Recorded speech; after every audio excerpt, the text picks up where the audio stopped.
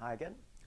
This video covers the aspects of saying no to a pay rise, or how to justify saying no to a pay rise to all you employers out there.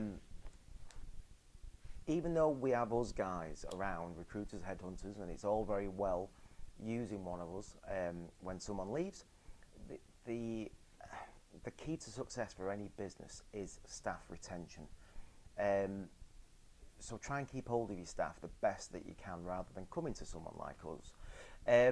Staff turnover rates are expected to increase to just below 24% over the next 4 years, and that's according to a study by Hayes, massive recruiters. So let's hope they're wrong, but more than likely they are going to be right. So one issue that can lead to staff feeling dissatisfied is the turning down of a pay rise request rather. And is it possible to justify saying no? Our advice is the first thing you should do when someone comes to you asking for a pay rise, ask that member of staff to justify their request for a pay rise. Ask them to put down in writing in ways or expand on any areas where they have gone above and beyond the call of duty. If they have not done any of that, I suppose, or done this, then they can't justify a pay rise. So get them to put it in writing, usually nips it in the bud from an early stage. Once they've explained in full why they want a pay rise, then you need to reply fully as well. If they can't expand on what they've done for your company in their role, then obviously the employee cannot justify their request for a pay rise. I've said the word request so many times now, I've started to notice it.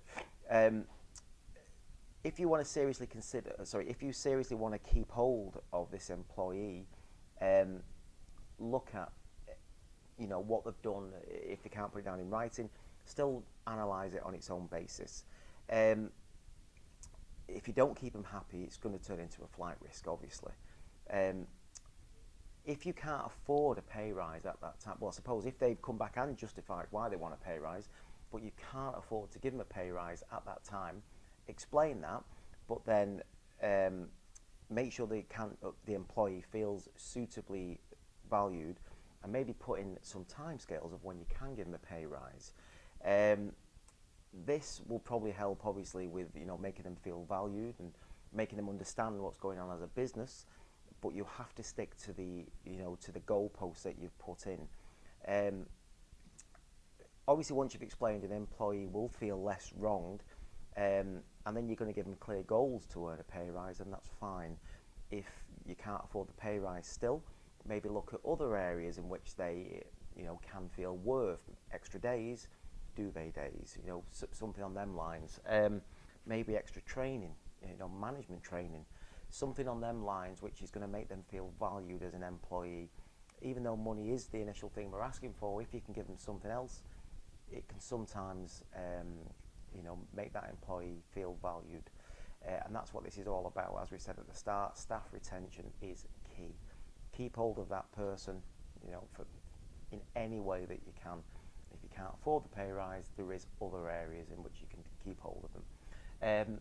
I hope that helps. If it doesn't, give us a ring. More than happy to help out with anything, any questions, queries that you may have. As always, just call the office. Look forward to speaking to you soon. Take care.